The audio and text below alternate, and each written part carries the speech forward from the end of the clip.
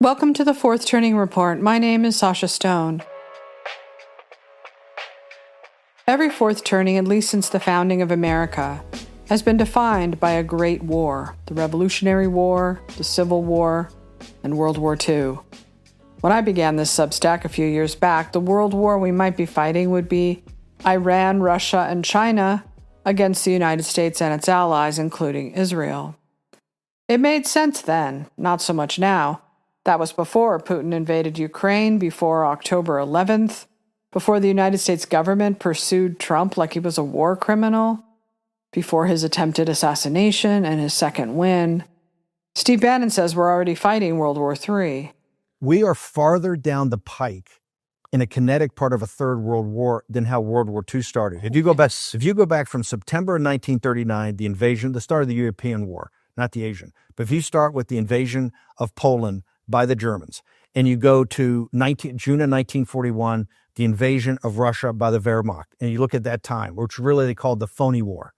You look at the casualties from the Battle of Britain, the Blitz, the fall of France. You look at what happened in North Africa early on, Finland, throwing 300,000 Finland. You add it all up, it's not half of what's happened between Ukraine and Gaza today, and now in Persia. We are much bloodier. We're in a shooting part of the Third World War. The Third World War is not about to start. It has started. And that's what Trump is saying. What he wants to do is have everybody lay their guns down. Let's get to the table and figure out a tenuous, at least subtle piece that we can then use capital and trade and commerce and try to rebuild these countries, and let's get people back to work and maybe tamp this thing down. Whereas the apparatus is exacerbating the conflict part of it. That's where we are right now in the summer of 2025. And this thing is going to be in the next 200 days. The next 200 days are some of the most perilous times for the American Republic in its history. Because if we don't get this sorted, we're going to be drawn in totally into a conflict as a combatant, as not a supplier of logistics, or as an actual combatant, a participant in the situation in Ukraine, what they did in Russia, and the situation of what Israel is right now doing to the mullahs, as bad as they are and as evil as they are, right? We're going to get sucked into a shooting war of which it'll be 10 years and the casualties will dwarf anything you saw in World War II. Now, as Trump declares unconditional surrender, everyone wonders, is this it?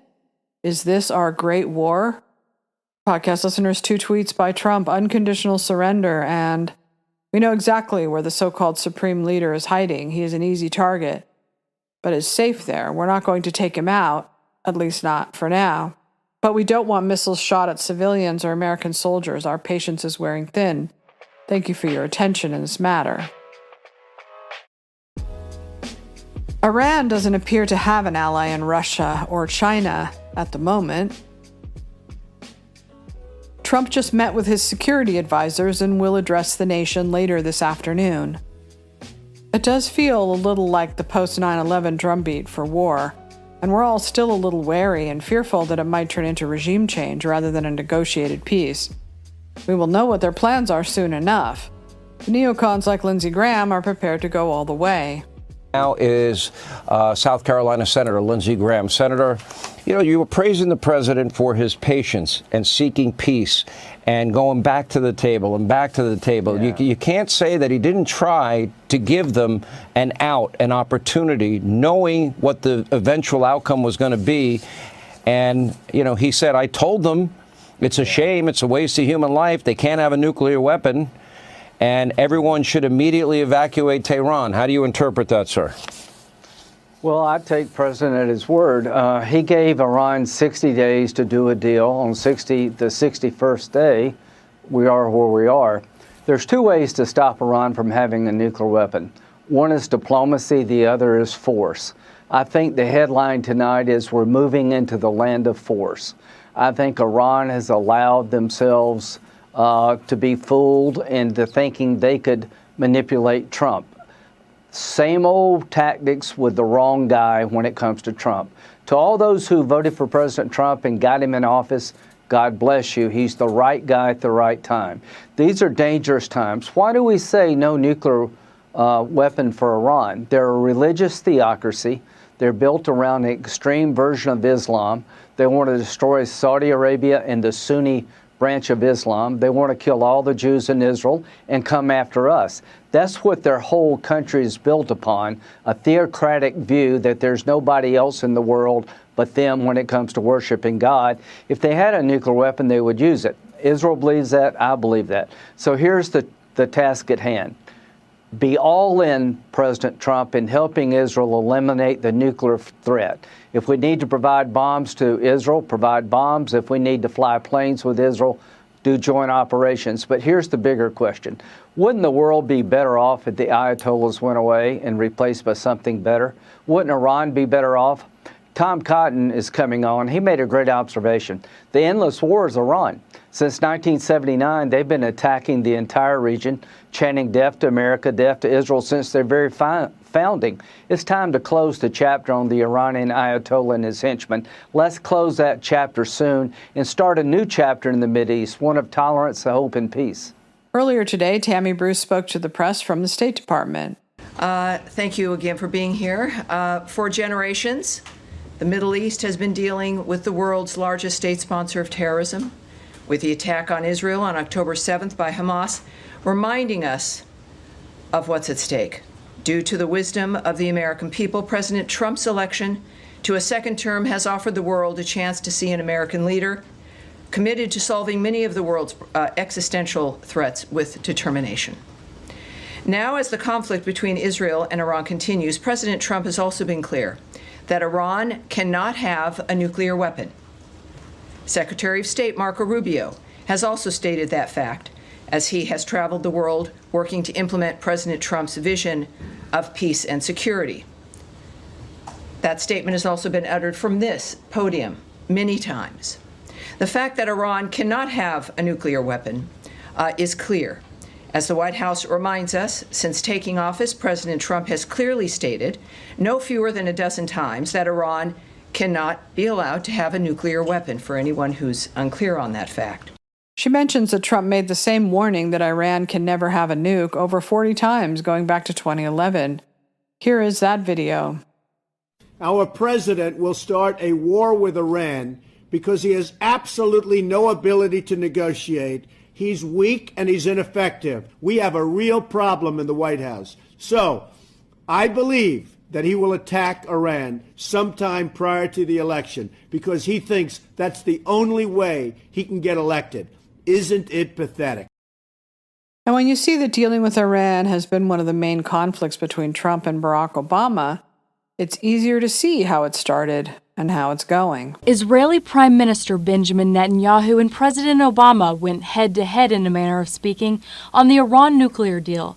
Obama defending it in a New York Times interview, Netanyahu slamming it on multiple U.S. news programs like CNN's State of the Union. Not a single centrifuge is destroyed. Not a single nuclear facility is shut down, including the underground facilities that they built illicitly. Thousands of centrifuges will keep spinning, enriching uranium. That's a very bad deal. The Prime Minister's media tour comes days after the U.S., allies, and Iran reached a framework of a deal in which the allies would reduce sanctions on Iran if it gives up the means to make nuclear weapons.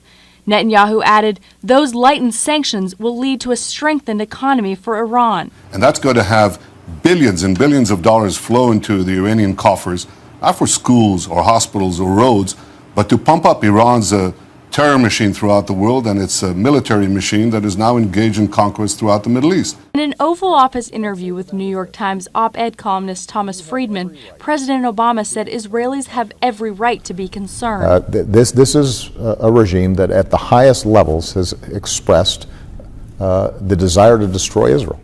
And said, while the deal isn't optimal, this is our best bet by far to make sure Iran doesn't get a nuclear weapon. I hate seeing President Obama today saying that Iran has violated our agreement. I mean, what did he think? He's now complaining about Iran violating the agreement.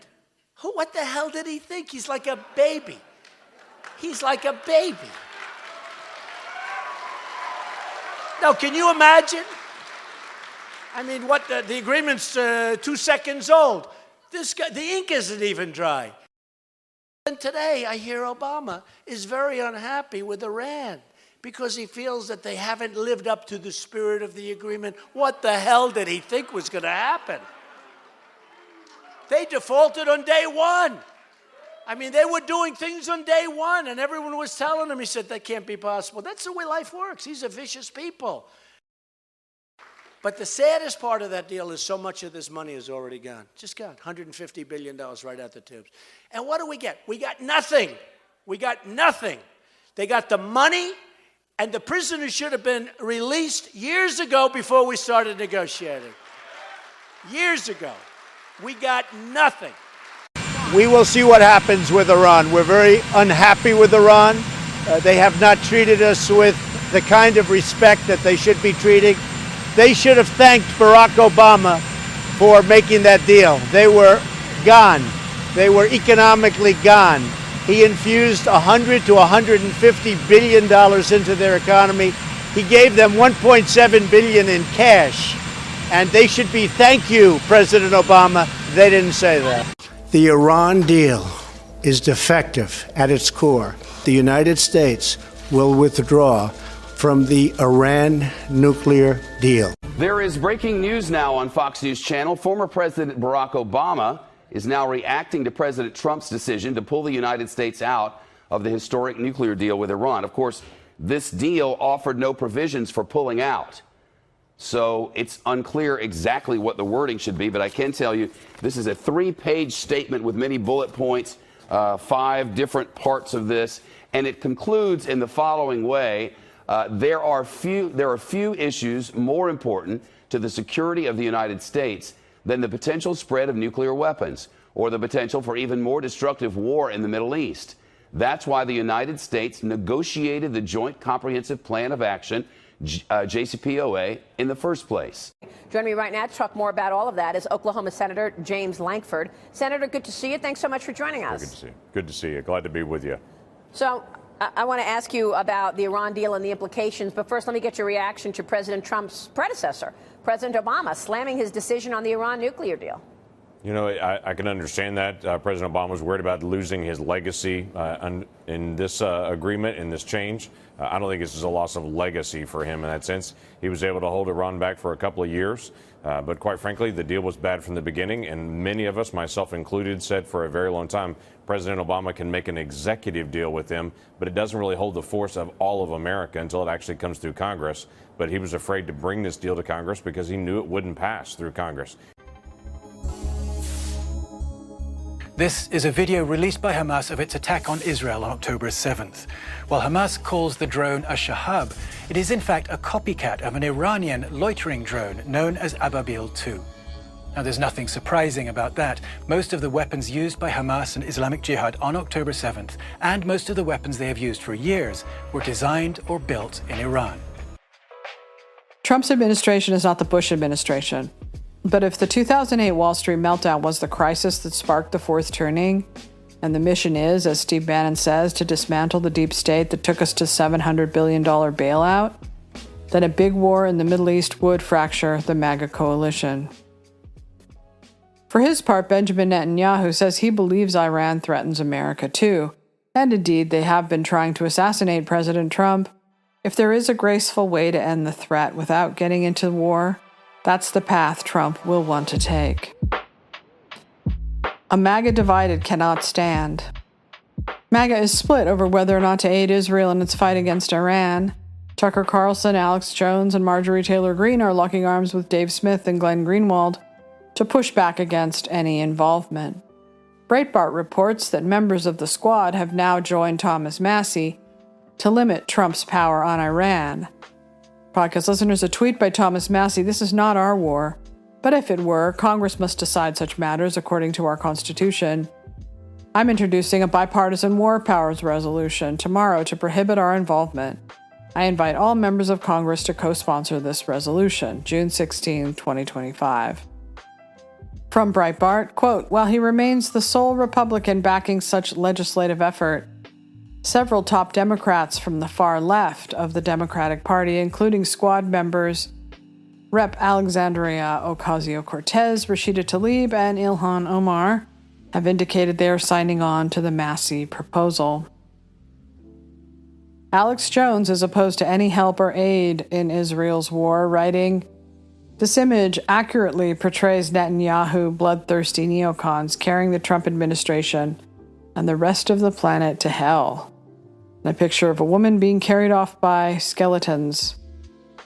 Tucker Carlson and Steve Bannon discussed our involvement, with Bannon urging Trump and MAGA to keep their eye on the ball. He means to go after and dismantle the deep state. The question before us is not simply the Israel-Persia situation, is what the fuck is going on in this city that just drives this city, whether you're Barack Obama or Donald Trump. And if we don't sort it out now, and I mean right now, that's what we have to have a throwdown. We have to name names. We have to expose it. If we don't throw down now in the summer of 2025, we're not going to have a country. You know, forget the midterms, forget the next election still. We have to have this. What the CIA is, what happened in Ukraine, what the CIA has done, what DNI is doing, what the Justice Department, what the FBI, what DIA and the Pentagon. Because right now we only have a tenuous grip on those. We have 2 people at the FBI, Cash and Bongino. We got a handful of people over at the Justice Department in a massive 30-some person or 15,000, 20,000 person operation. We have 3 or 4 people at DNI with 17 agencies. We're putting a couple of people in there. At the Pentagon, we got Pete and a handful of guys. And every time a guy steps up or the team steps up to say they want to stop the forever wars, they're turfed out. He's lost 10 people since we've even got there. And every time Bridge Colby tries to do something, you know, Bridge Colby's on the front page of that he's an appeaser.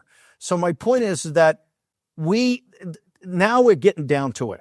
With all these converging crises, we have an apparatus that reports to Wall Street, to foreign investors, to Silicon Valley, in business with the Chinese Communist Party, that's running the deal. And now's the time if we don't lance the bull over this country, you're not going to, if you can't turn around with Trump, the Trump team he has, people like you, myself, and they're blessed to have these apparatuses. If we can't do this now, it's not going to get done. And so that's why, to me, it's gone of everything we're doing. Stopping the forever wars, redoing the commercial relationships with China to bring jobs back, and sealing the border and sending home deporting 10 million, which is going to be massive, almost like a civil war in these big cities.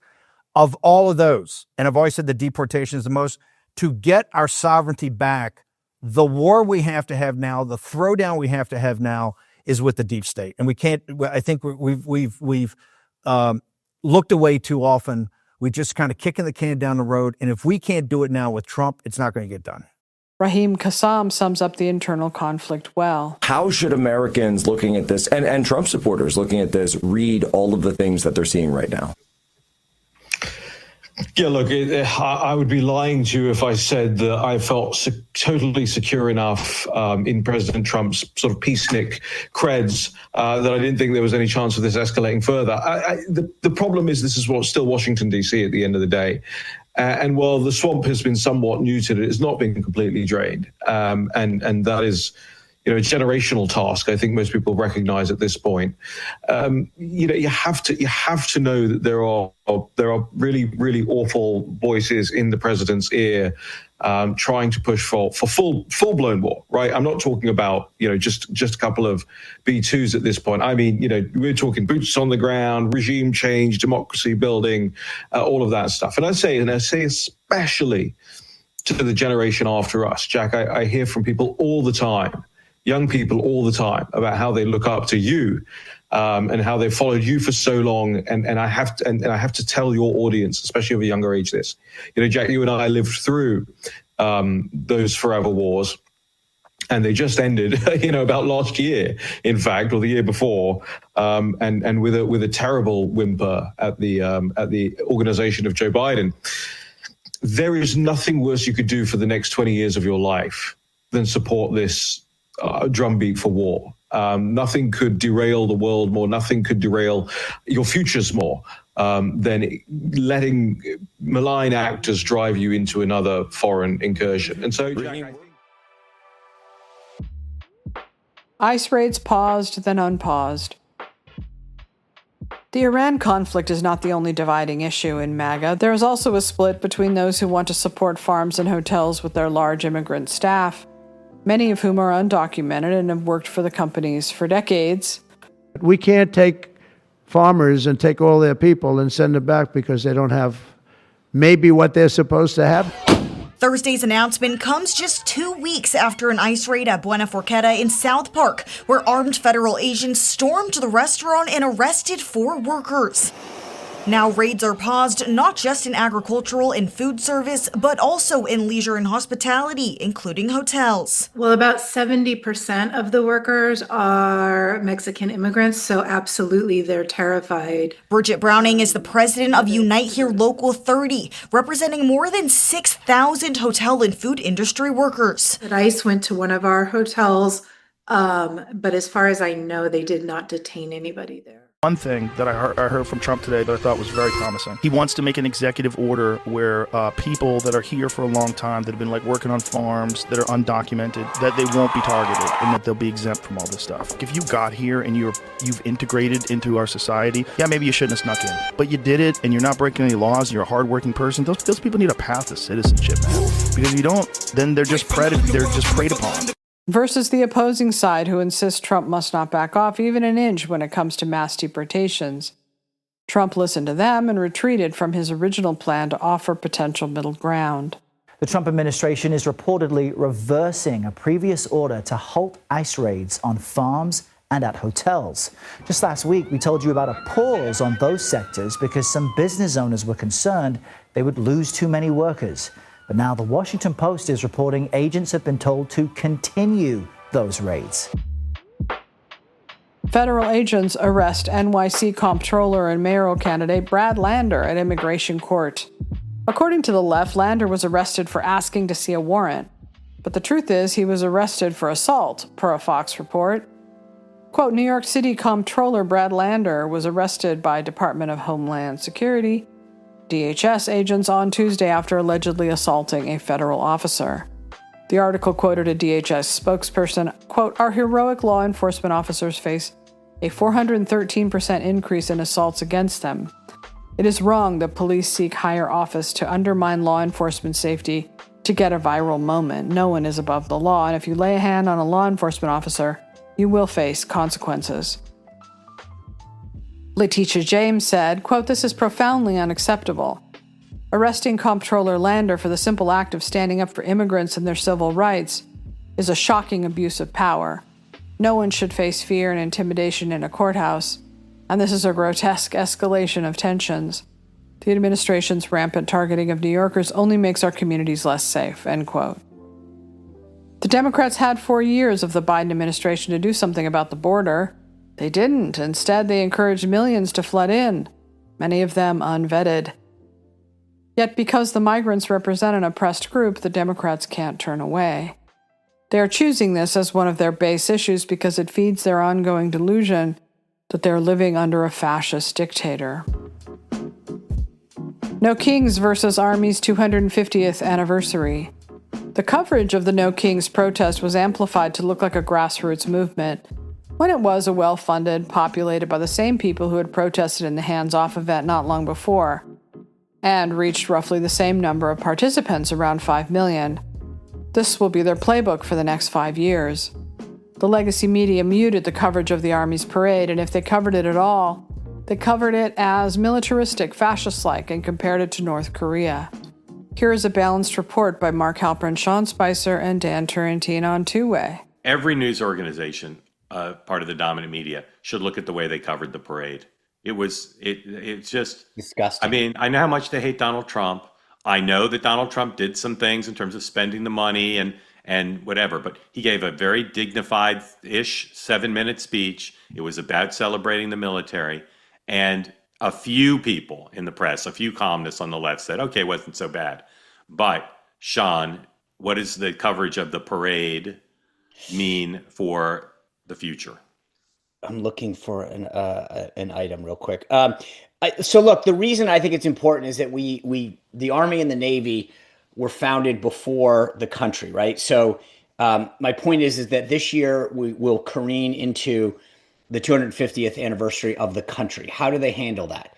The idea that most of these people called it Trump's parade is disgusting. CNN didn't bother to air the end of that beautiful celebration the other night, which I stole and posted if you want to go see it. It was moving and patriotic. And the idea that they chose to cover rallies called No Kings, when we don't, I mean, it was embarrassing for the media how this was covered. Let me ask you, go ahead. Hold on. And just the idea, and I've been saying this for a week leading up to this event, the United States Army alone has lost over 1 million Americans in the service of this country to give people the freedom to go do stupid crap like they did this weekend.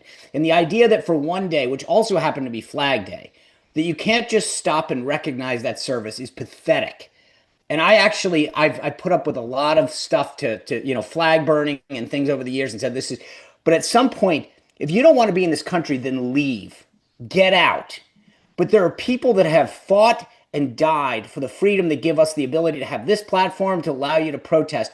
And if you want to go around and make fun of the president of the United States on a day, any day, go 365 of 4 other days, unless, are we in a leap year? You can do anything you want. Just pay a little respect to the people who actually serve this country. And I found it pathetic. This is the tweet from Chris Cillizza. I've never heard Trump given such a short speech. For all the people who said this would be about Trump, it hasn't been. And I tweeted back, all the people were you guys in the media. This wasn't like, they're acting like somehow they weren't complicit in this. The media's coverage of this was disgusting. And as we head into the 250th anniversary to celebrate this country, I hope that they learn a lesson from this. Assassination Nation.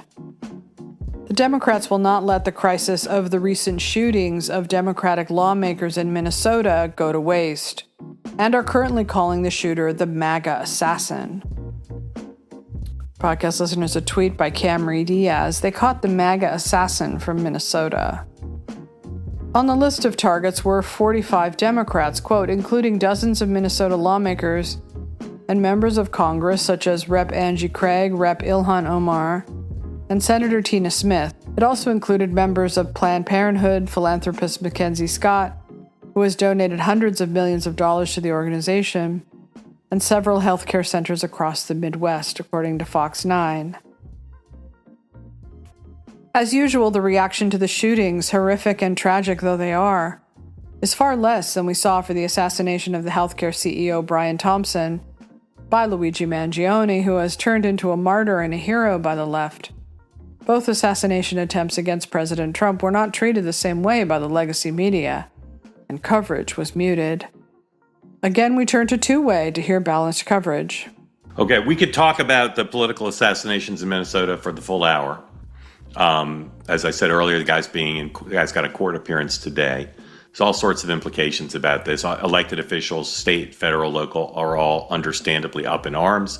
We still don't quite understand enough about the motive of this guy. And, there's a huge media story here about how the left and the right are both, making their own claims about his motive when they don't really know. So, Dan, what would you say forward looking? What are you looking for now in terms of implications of what happened?